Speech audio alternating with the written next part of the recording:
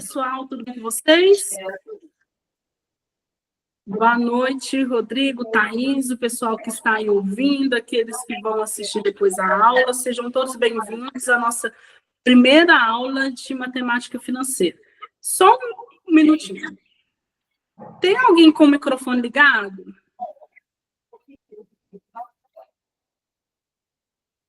Se tiver alguém com o microfone ligado, desliga só, porque senão não fica bom a gravação, tá? Professora, desculpa, foi eu. Tá. Vou fechar aqui. Tá bom.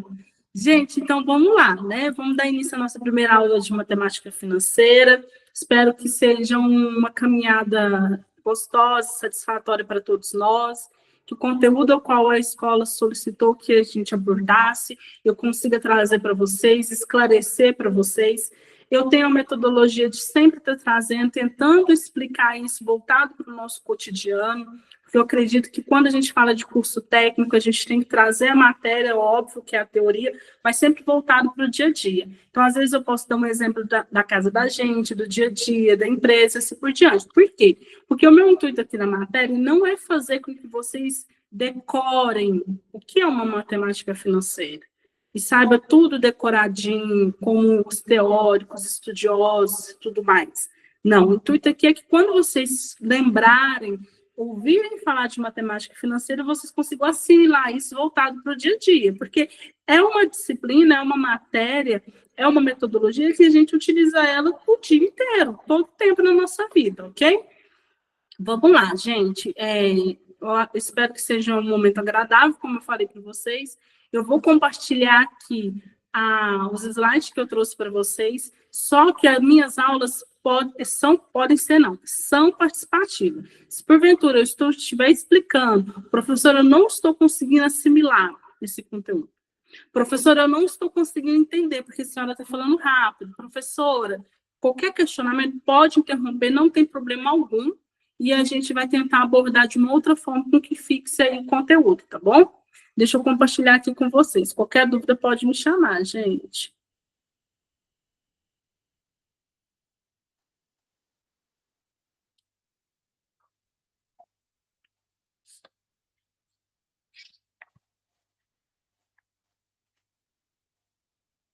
Então, vamos lá. Nossa primeira aula de matemática financeira, e eu trouxe aqui para vocês o que é matemática financeira. Gente, antes de tudo, a matemática financeira ela é uma ramificação, ela é um ramo da matemática. Assim, quando a gente fala de estatística, a estatística é uma ramificação, ela é um ramo da matemática. A matemática em si é uma ciência. Até aí tudo bem? A matemática em si ela é uma ciência. Só que dentro da ciência da matemática existem várias ramificações. A estatística e a finanças é uma ramificação da matemática. Por isso que se fala matemática financeira. Então, eu trouxe aqui a definição para vocês. A matemática financeira é a área da matemática, lembra que eu falei da ramificação? Que estuda a evolução do valor do dinheiro. Então, o que é a matemática financeira? É a área da matemática, uma ramificação da matemática que estuda o dinheiro, a monetização, e assim por diante, que a gente vai estudar nas próximas disciplinas e nessa aula. Ao longo do tempo, utilizando conceitos e fórmulas para calcular juros, descontos, taxas de câmbio, investimentos, empréstimos, entre outros. Enfim, o intuito aqui, meu, particularmente, gente, não é fazer com que vocês saibam fórmula da matemática financeira. Eu nem vou passar, para falar a verdade. Por quê? Porque se vocês no futuro forem fazer alguma graduação ou alguma especialização voltada para a economia, aí lá sim vocês vão aprofundar sobre a questão do cálculo das finanças, entendeu? Principalmente quando a gente estuda economia. Mas, voltando aqui sobre o que é matemática financeira, vamos lá. Ela é uma ramificação da matemática. A matemática é uma ciência. Então, vamos lá. Imagina que eu estou aí na frente de vocês, na sala de aula, e eu estou no quadro. Então, eu coloquei lá, fiz um círculo. Dentro do círculo, eu estou lá escrevendo matemática. Então, essa é a ciência, a matemática. As finanças É a ramificação. É como se eu colocasse uma setinha agora, puxasse uma setinha nesse círculo, para baixo desse círculo e escrevesse finanças. E eu poderia também puxar outra setinha, por exemplo, se eu estivesse dando estatística para vocês, escrevesse estatística. Então, a matemática financeira é uma ramificação da ciência da matemática. E o que ela faz? Ela vai estudar o din-din, ela vai estudar o sistema monetário, os juros, os investimentos, taxas de câmbio e assim por diante. Isso é algo que a gente faz o dia inteiro. Ah, professora, mas eu não faço isso. Mas a matemática financeira está o tempo todo na nossa vida. Se você está abastecendo um carro, e aí, porventura, a gasolina subiu 10 centavos, 20 centavos, não sei, por exemplo, o que acontece? Aquele aumento dos 20 centavos da gasolina, ele foi calculado, voltado pela matemática financeira. Há um estudo, gente, aqui alguém pode falar, professora, mas o pessoal rouba, professor... Eu gosto sempre de adiantar, porque muitas pessoas questionam isso, que sabem o seu interior, mas questionam. Ah, mas o pessoal rouba, não é bem assim que acontece. Gente, aqui o intuito do professor, todo professor, a gente é obrigado a passar a questão, o que é feito da forma correta. Assim como tem profissionais bons, tem profissionais ruins. Então, se tem aqueles que vão roubar, vão superfaturar preço e assim por diante, no exemplo que eu trouxe da gasolina, já é outro viés. A questão que eu estou falando aqui, qual que é o correto? Se o correto, vamos supor, você abasteceu hoje e aí, de repente, você foi abastecer lá no posto pela manhã e viu que subiu 20%. Ontem à noite você abasteceu um valor e hoje de manhã já subiu 20 centavos. E hoje de manhã já está 20 centavos mais caro. Houve um estudo sobre isso. O mercado evoluiu de uma certa forma. Evoluiu como? Acabou aconteceu alguma coisa no mercado que houve a necessidade do aumento da gasolina. Então, foi uma evolução do preço. Então, o mercado evoluiu de uma certa forma para que houvesse essa questão dos 20 centavos. E a matemática financeira, principalmente os economistas, o que eles fazem? Eles fazem esse estudo. Por que subiu esse 20%? O que levou a esse aumento? O que está levando esse aumento tão rápido e tão acelerado do aumento do preço? Aí são vários fatores. Só beber uma água aqui. São vários fatores. Um exemplo que veio aqui agora na minha mente foi... Lembra quando teve a tragédia lá no Rio Grande do Sul? Então, aí vocês sabem que lá no Rio Grande do Sul, eu não vou falar números que eu não tenho, certo? Mas eu sei que é muito, mais de 70% do arroz consumido aqui no Brasil é tudo lá do Rio Grande do Sul.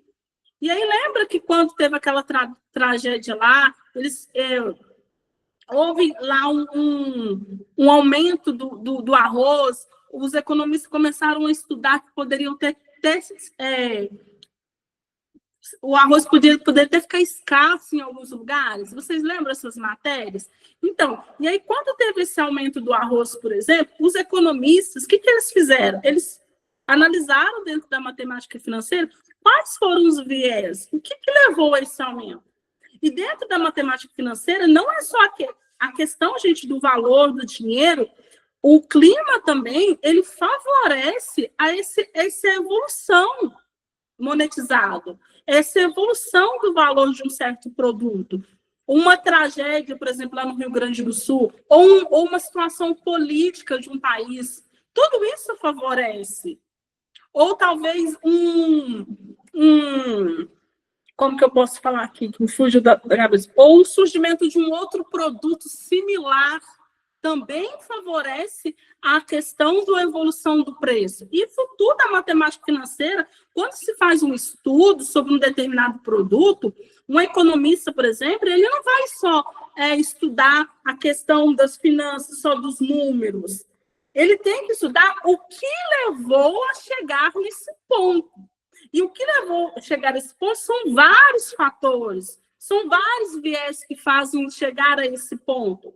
Um exemplo que eu acabei de dar para vocês pode ser um fator político, pode ser um fator econômico, pode ser um fator de uma tragédia que aconteceu lá no Rio Grande do Sul, por exemplo, que é um dos grandes fabricantes de arroz, pode ser um climatológico e assim por diante. Aqui eu trouxe para vocês a função, né, da matemática financeira, aqui nesse próprio slide. Analisar e comparar diferentes alternativas de investimento. Avaliar a rentabilidade de diferentes aplicações, como ações, fundos de investimento. Então, o que ela vai fazer? Ela vai comparar. Há uma comparação.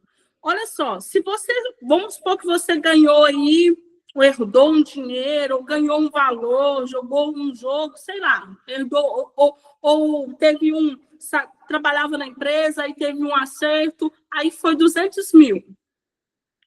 Desse acerto. Vamos pôr lá, 300 mil de acerto da empresa. Aí, o que você faz? Geralmente, o que as pessoas começam a pensar? Aí, o que eu vou fazer para que esse dinheiro me gere mais dinheiro? Isso é matemática financeira. Desses 300 mil, qual é o setor aqui que eu tenho que analisar, que eu vou estudar aqui?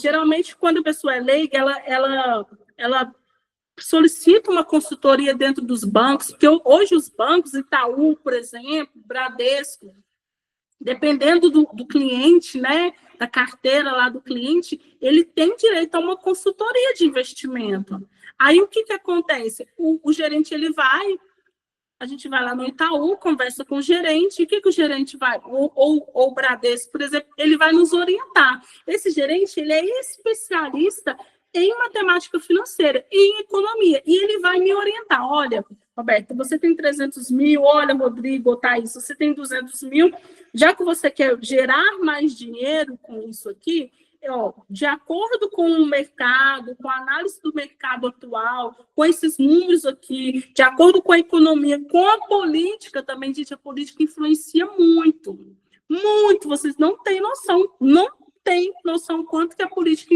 influencia na questão da economia, na matemática financeira. Então, de acordo com esse clima aqui, por quê?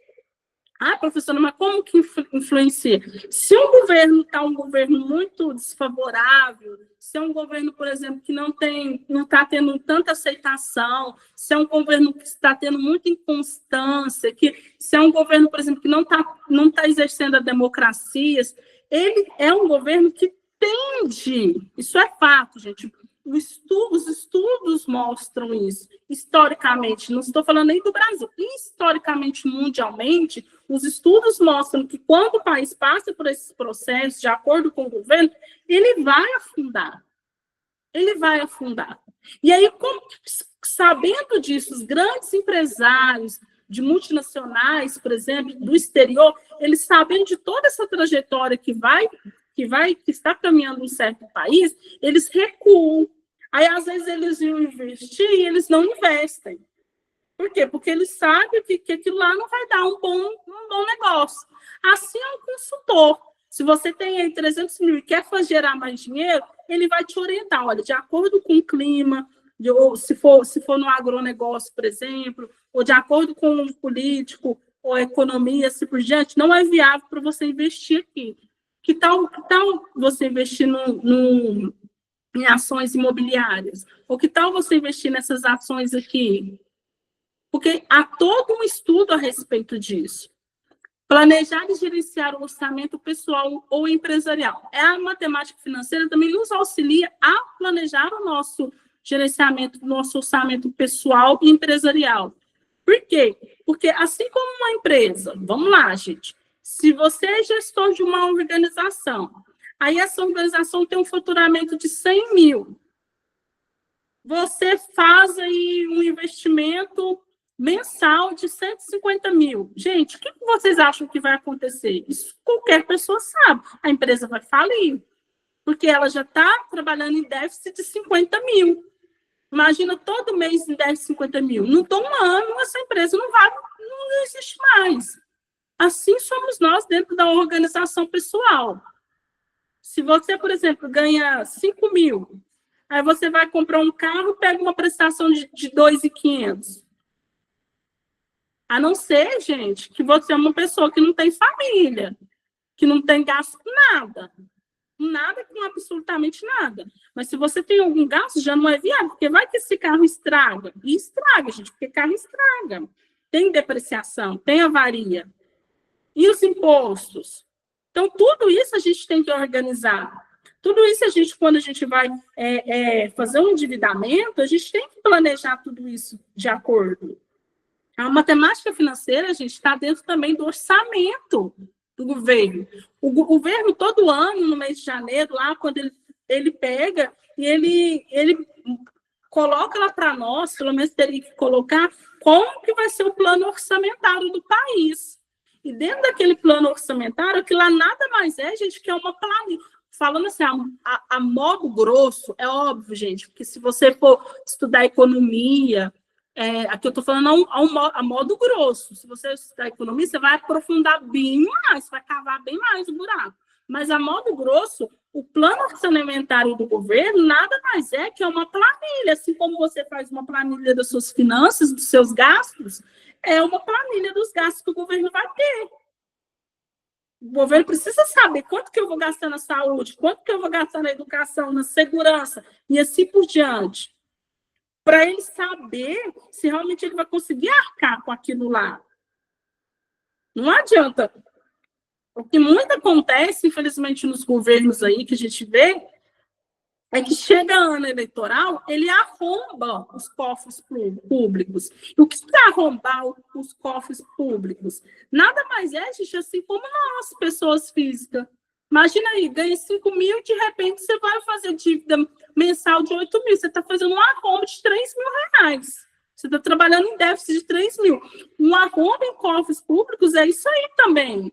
Se ele planejou gastar, sei lá, 30 bilhões, e aí no ano eleitoral ele vai sei lá, e gasta 180. É o que mais acontece, gente. 180 milhões.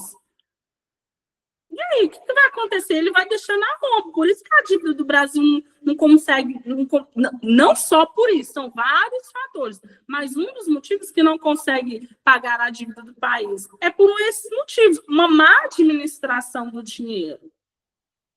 É uma forma errada de administrar esse dinheiro. Eu estou lembrando aqui de um caso aqui, que eu acho que todo mundo já conhece. Já viu aquele caso daquele prefeito de Sorocaba? Porque hoje o povo até brinca que todo mundo quer morar em Sorocaba, né, agora. Eu não estou falando que... Não quero discutir partido político, viés político, nada disso. E não estou pondo a mão no fogo por ninguém. Nada disso. O que eu estou falando é que, de acordo com que os números que, não só ele, que outras pessoas estão apresentando em relação ao mandato dele, nada mais é, gente, que ele está fazendo aquilo que todo governante deveria fazer, usando o dinheiro para o bem da população, de forma correta. Todo município ele tem a capacidade de dar uma saúde melhor para a sociedade, para a comunidade. Todo município tem a capacidade de dar uma segurança melhor para a sociedade. Isso é todo, gente. Com as arrecadações e assim por diante, todo município. Porém, o que acontece? É um dinheiro mal administrado. Assim como nós, se a gente ganha 5 mil, e aí você vai e faz dívidas mensais de 8 mil, 10 mil. O que você está fazendo? Você está fazendo um arrombo nas suas finanças de 5 mil reais de déficit. Então, você está administrando mal. Assim é um governante. Ele tem o dinheiro, só que ele não está conseguindo administrar esse dinheiro. Por N fatores. Algum talvez por falta de experiência, e algum porque não quer mesmo administrar. Calcular juros de empréstimo, analisar a viabilidade de um projeto, controlar o fluxo de caixa. Então, gente, a matemática financeira, ela calcula os juros de um empréstimo. Eu quero comprar um carro, financiar um carro, vou dar tanto de entrada, 10 mil de entrada, e vou financiar esse carro em 48 parcelas. Ok. Essas 48 parcelas que você vai financiar, a financeira ela vai te cobrar uns juros, porque ela está te emprestando o dinheiro dela, que ela tem em caixa, para que você pague a concessionária e você leve o carro. Não é assim, gente? Então, a financeira ela vai fazer um cálculo de juros em relação aos meses que você vai utilizar aquele dinheiro.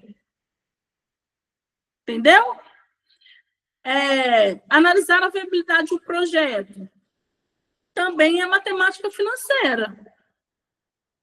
Por exemplo, vou construir uma casa.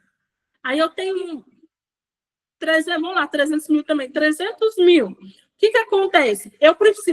Primeira coisa, eu preciso contratar um engenheiro, dependendo da metragem da casa, um engenheiro, ou se não, dependendo da metragem, um técnico de edificações consegue assinar. Ok, aí eu contrato esse engenheiro. E aí eu vou o quê? Eu vou verbalizar para esse engenheiro como que eu queria que fosse a minha casa, para que ele projetasse dentro daquilo que eu estou falando para ele. Aí ele vai fazer aquele projeto. Só que dentro daquele projeto que ele vai fazer, ele sabe que ele tem lá 300 mil em mãos para gerenciar aquele projeto. Então, ele vai verificar se dentro daqueles sonhos da casa que eu tenho, se esses 300 mil vai dar. Porque imagina só, eu tenho 300 mil. Aí, de repente, nesses 300 mil, eu tenho que comprar o terreno, e aí ainda tem que sobrar dinheiro para me pagar o engenheiro, aí tem que sobrar dinheiro para me pagar pedreiro, material de construção e tudo mais. Aí, de repente, essa casa que eu quero que tenha uma piscina, eu quero que tenha uma área gourmet maravilhosa, eu quero que tenha 3 banheiros, 3 suítes, um lavabo e 2 salas de jantar e tal, um jardim maravilhoso de inverno, uma garagem com 4 carros. Gente, vocês acham que vão dar esse dinheiro? Não vai dar. Então, isso é a matemática financeira. Porque como que eu começo uma construção com 300 mil em mãos, querendo uma casa que vale 1 milhão? Uma coisa, gente, presta atenção, é a gente ter uma casa, porque isso aí em Araxá eu tenho uma casa que eu vou fazendo melhoria nela. Aí é diferente. Outra coisa é eu ter um dinheiro e querer que um engenheiro construa uma casa. Eu tenho 300 mil e quero que o engenheiro construa uma casa de 1 milhão. Aí eu já estou fazendo um déficit, eu já estou fazendo um arrombo no meu projeto. Eu já sei que o negócio não vai dar certo. Por isso que a gente já viu essas obras públicas. Gente, matemática financeira, a gente usa muito exemplo, eu particularmente, muito exemplo do setor público. Porque o setor que, infelizmente, gente, eu não estou generalizando, não, porque tem muitos governantes bons. Muitos não, mas tem governantes bons. Mas o que acontece? O que a gente mais vê, gente, é no setor público, infelizmente. Eles começam no hospital. De repente, o hospital só tem lá o pilar. A gente vê lá foto, sai no jornal, tem 30 anos que o hospital só está lá no pilar. Por quê? Porque começou uma obra que ia gastar não sei quantos bilhões e com 1 milhão no cofre para gastar. E assim vai. Essas obras que não terminam públicas, na maioria das vezes, são porque houve um déficit, houve um superfaturamento, houve um arrombo, aí tem desvio também, infelizmente. Isso vai tudo fazendo o quê? Desestruturando a questão das finanças. Outra questão aqui, tomar decisões financeiras mais conscientes. Quando eu tenho, dentro da minha finança, dentro da empresa, dentro de toda a empresa, gente, ela não tem seu financeiro, não tem a contabilidade. E aí, o que acontece? Dentro desse setor aí, se o dono da empresa, o presidente, ele quer ampliar a fábrica, ou ele quer abrir uma outra filial, antes de qualquer coisa, ele tem que conversar com o setor das finanças, que é o financeiro, a contabilidade, para saber se a empresa tem caixa para abrir outra filial, ou para ampliar essa fábrica. Porque de nada adianta eu colocar, senão aí faz igual o governo, gente. Os governos com obras de governo. Vai lá, anuncia na televisão que vai construir não sei quantas creches, não sei quanto isso, não sei quanto negócio. Aí gasta milhões em propaganda que vai construir e o negócio não sai do papel. Por quê? Porque não foi bem organizado. Não trabalhou-se bem com o dinheiro. Compreender o impacto das taxas de juros, a inflação e outros fatores que afetam o valor do dinheiro no tempo. Essa é a questão da matemática financeira, compreender o impacto.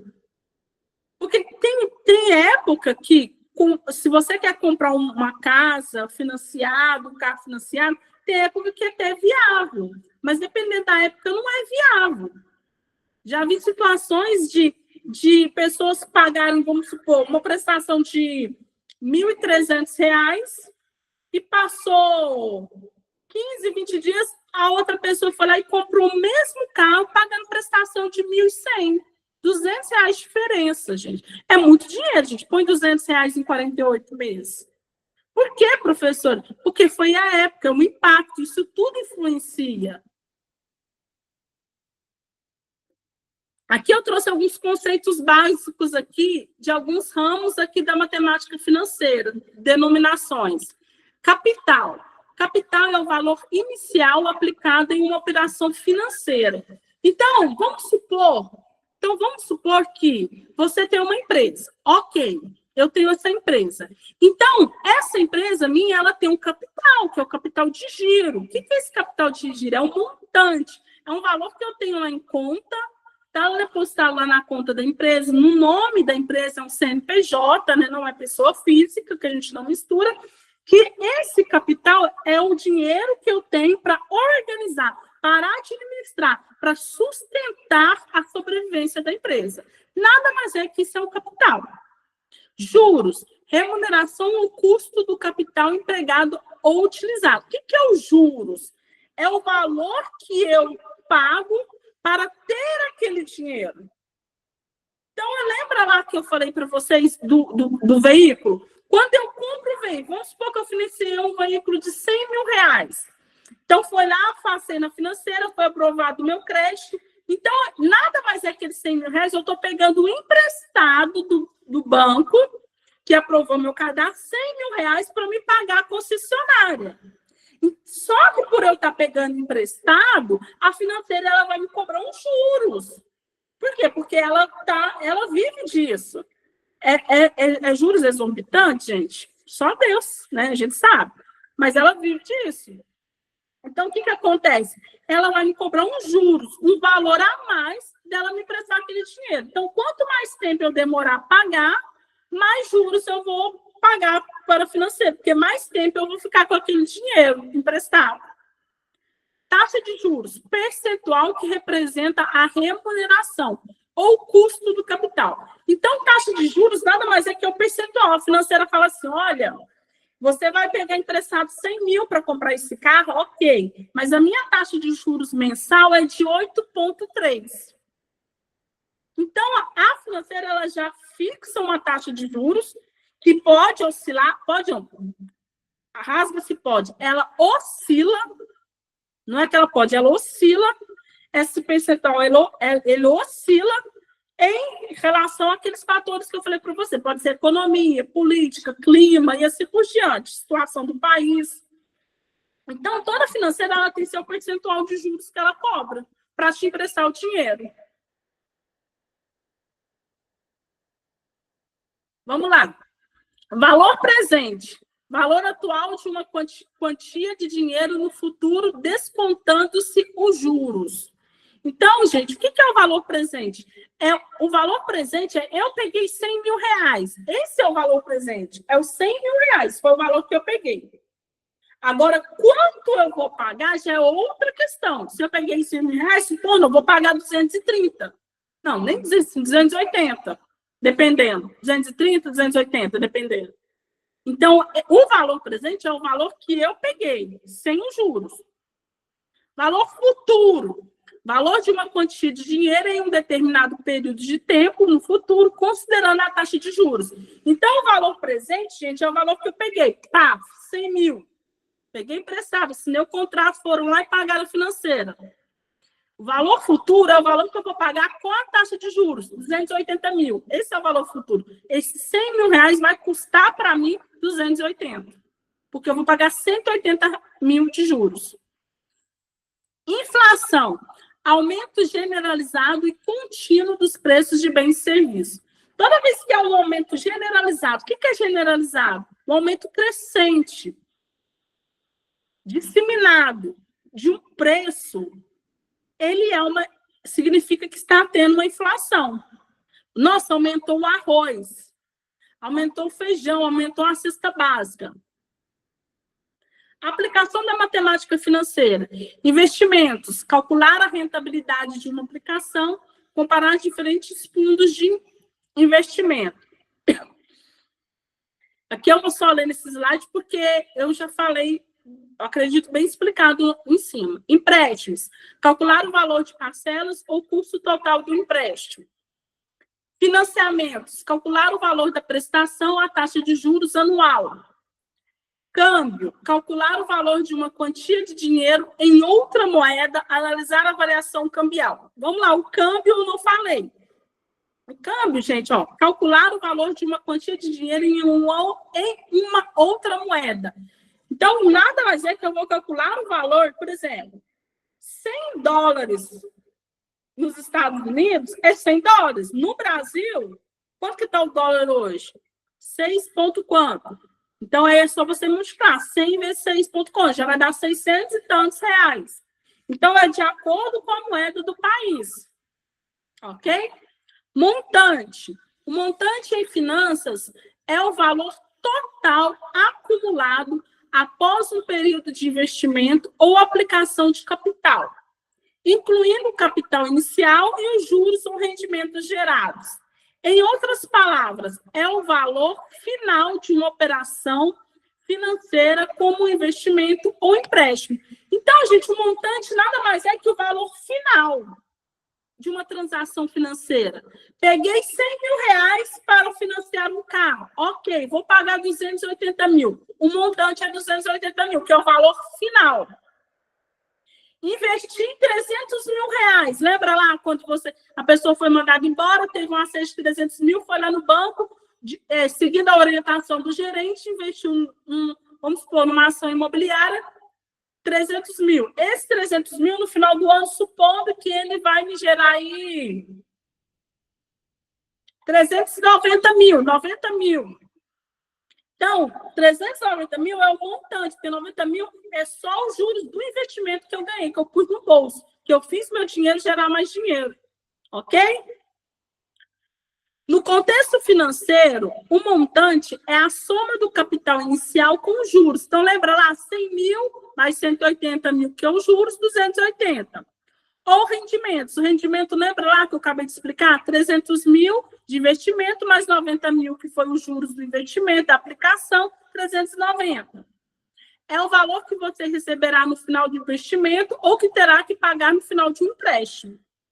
Exemplo, aqui eu trouxe um exemplo, gente. Se você investe R$1.000 a uma taxa de juros de 10% ao ano, no final do ano, o montante será 1.100. R$1.000 de capital, mais 100 de juros. Deu para entender, gente? Eu acredito que deu, mas se não deu, pode interromper, tá? Agora a gente vai falar de regime de capitalização. O regime de capitalização é um sistema financeiro em que os recursos para financiar um benefício, como uma aposentadoria, são acumulados em contas individuais, que rendem juros e são aplicados em investimentos. No regime de capitalização, cada contribuinte é responsável por sua própria aposentadoria, através de contribuição e dos rendimentos gerados pelas aplicações. Então, gente, esse regime de capitalização não tem nada a ver com o FGTS que você paga para aposentar, não, tá, gente?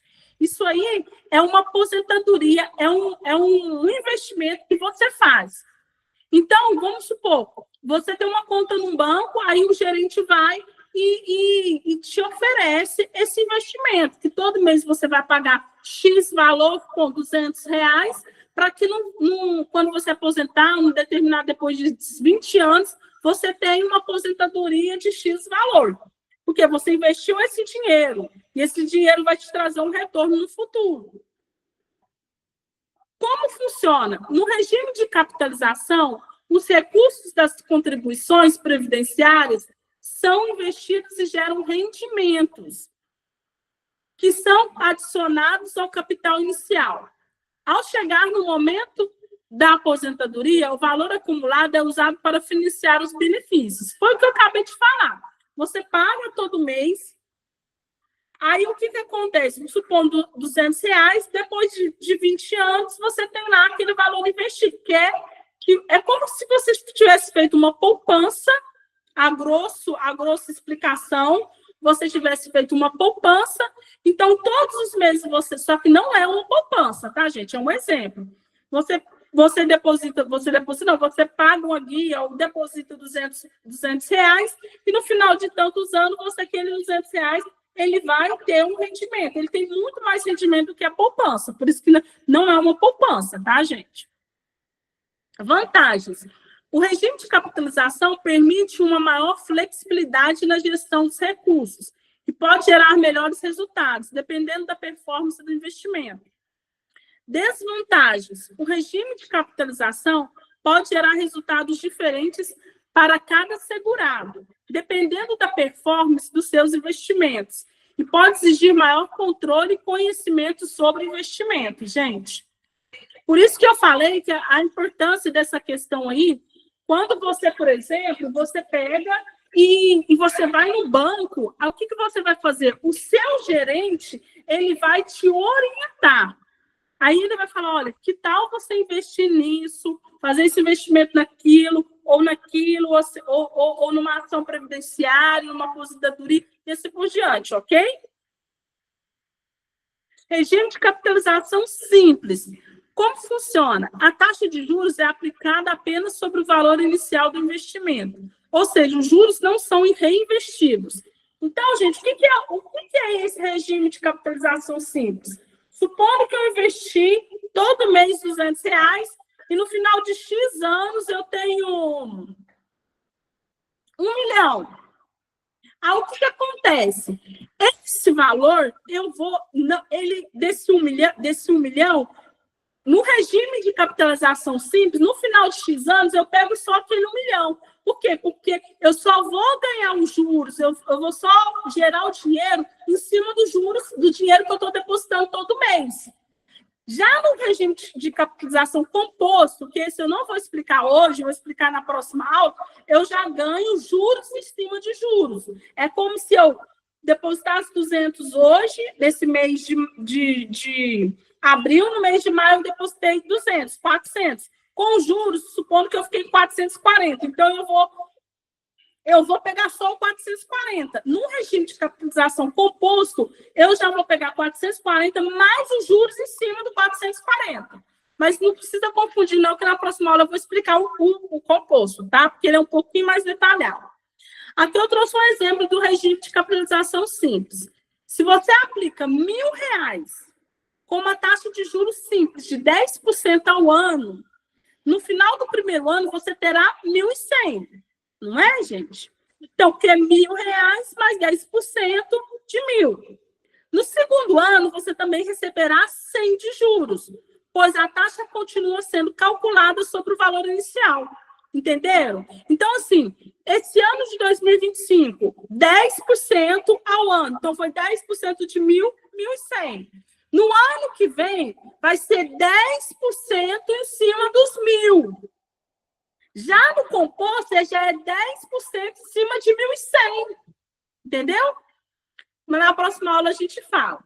Gente, recapitulando aqui, então, o que eu falei na aula de hoje. Eu falei para vocês sobre o que é a matemática financeira, falei que ela é uma ramificação da matemática, que é uma ciência. Então, ela é uma área da matemática.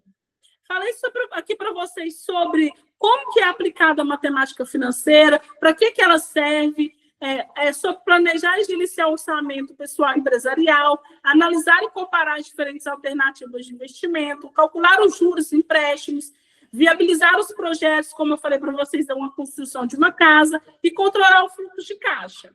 Falei sobre a tomada de decisão também, que é muito importante. Até citei um exemplo para vocês. Se eu vou ampliar uma fábrica, eu vou abrir uma nova filial, eu preciso saber como que anda a saúde financeira da minha empresa.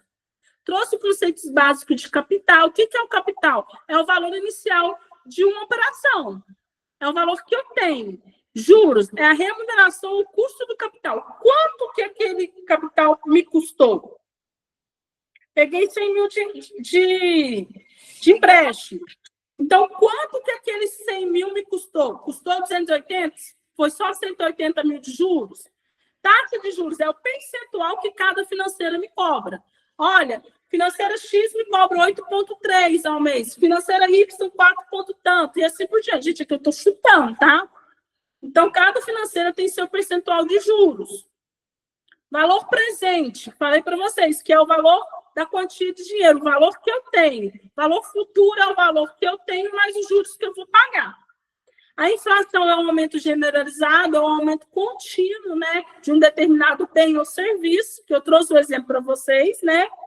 Trouxe para vocês onde a matemática financeira é aplicada, que é investimento, empréstimos, financiamentos, câmbio, que é o valor de uma quantia de dinheiro em outra moeda. Trouxe o exemplo para vocês do dólar, por exemplo. Falei o que é montante, que é o valor acumulado após um período de investimento ou de juros que eu paguei. Trouxe o exemplo aqui também para vocês. Regime de capitalização, falei para vocês como que ele funciona, as vantagens do regime de capitalização, as desvantagens. Trouxe o exemplo aqui para vocês do regime de capitalização simples, né? E na próxima aula a gente fala do regime de capitalização composto. Gente, hoje eu não falei sobre o regime de capitalização composto, porque ele é um pouco... Não, ele não é complicado, só que ele... Para não confundir muito a cabeça de vocês, eu preferi deixar o simples até agora, e na próxima aula a gente adentra mais, funila mais um pouquinho no composto, ok? Vou ligar a câmera aqui.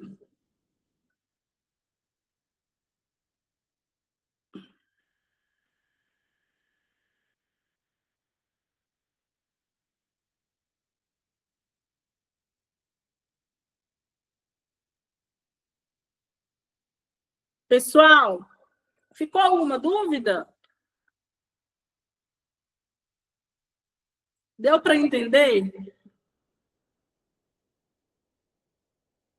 Então, tá bom. Gente, se ficou alguma dúvida, o Rodrigo disse que sim. Se ficou alguma dúvida, se porventura eu falei rápido, não deu para... A Jordânia também disse que sim. Obrigada pelo feedback de vocês. Não deu para entender, gente? Entre em contato com a escola, que aí eu vejo como que eu faço para, na próxima aula, eu estar explicando, trazendo de uma forma melhor, tá? Eu, particularmente, já acredito que deu para entender, que eu tentei trazer, mas às vezes, gente, a gente é falho. Às vezes o que eu tento trazer e penso que está dando para assimilar, pode não estar dando, e não tem problema, a gente tenta percorrer outro caminho, tá? Ninguém que é, sei lá, né, ignorante, a ponto de não tentar fazer de outra forma. Mas eu, dentro daquilo que eu sei, eu acredito que eu consegui trazer para vocês, porque eu trouxe conceitos bem simples, lógico. Se vocês buscarem lá na apostila de vocês, o PDF que a escola disponibilizou, eu segui todo o cronograma. Tem coisas que não estão lá na apostila, tem coisas que tá, mas eu segui o cronograma passo a passo. Se você pegar esse slide, pegar a apostila de vocês da escola, tá passo a passo. Olha, a escola falou disso agora, ela falou disso também. A escola falou... Pode ser que os conceitos, as palavras, o linguajar, verbalmente, eu não utilizei, mas os tópicos da disciplina tá tudo como a escola passou. E aí eu tentei trazer da forma mais simples, trazendo um olhar voltado para o dia a dia.